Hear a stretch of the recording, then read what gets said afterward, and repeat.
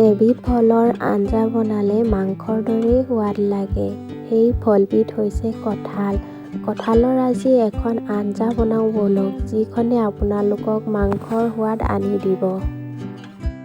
কঁঠালৰ আঞ্জাৰ বাবে লৈছোঁ এটা কঁঠালৰ মুচি। মছলাৰ বাবে লৈছোঁ গোটা ধনিয়া, বগা সৰিয়হ, চফ,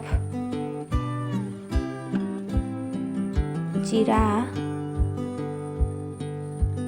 কাশ্মীৰী ৰেড চিলি পাউডাৰ, আজৱাইন, হালধি, নিমখ,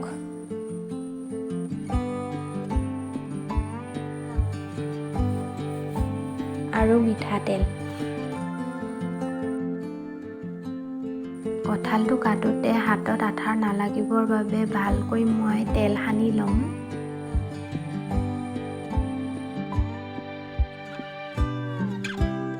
চাকুখনতো তেল অলপ সানি ল'ম।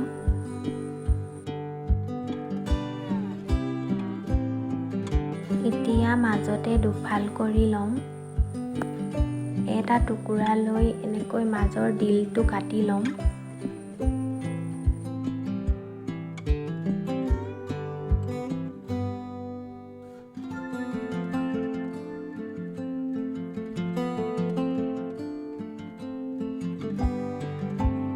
লগতে বাকলি গুচাই ল'ম।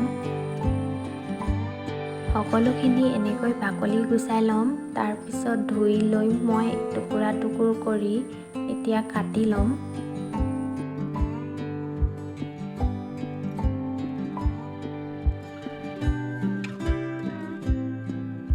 এনেকৈ মই সকলোখিনি কাটি ল'ম।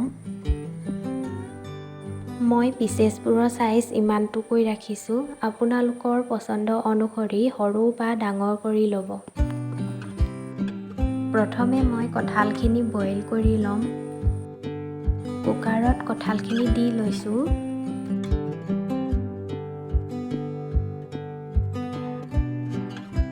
ইয়াতে দিছোঁ নিমখ 2 চামুচ,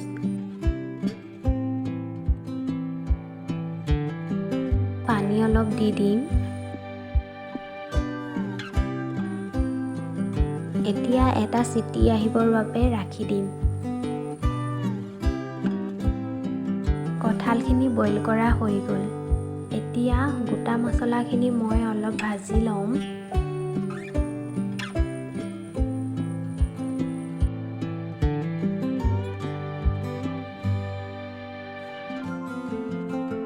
পাঁচ মিনিটমান ভজা হৈ গ'ল। এতিয়া মই মিক্সিত দি গুড়ি কৰি ল'ম। কঁঠালৰ আঞ্জা বনাবলৈ মই পেন এখন গৰম হ'ব দি তাতে তেল দিছোঁ।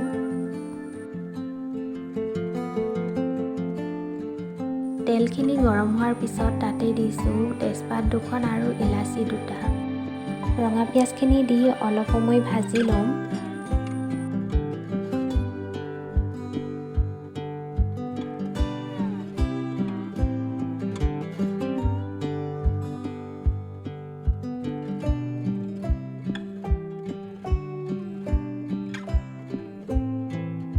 এতিয়া দি দিম হালধি 1 চামুচ,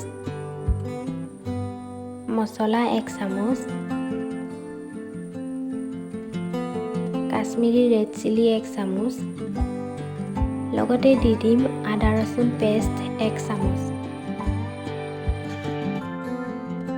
গোটেইখিনি ভালকৈ মিক্স কৰি 10 ছেকেণ্ডৰ বাবে এনেকৈ ৰাখি দিম। তাৰপিছত দি দিম বইল কৰি থোৱা কঁঠালখিনি। এতিয়া ভালকৈ লৰাই ল'ম। 5 মিনিটৰ বাবে ঢাকি ৰাখি আকৌ লৰাই ল'ম।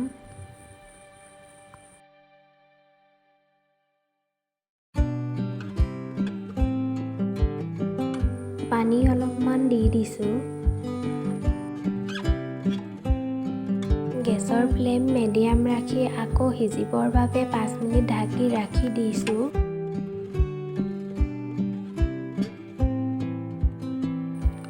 নিমখ 1 চামুচ দি দিছোঁ।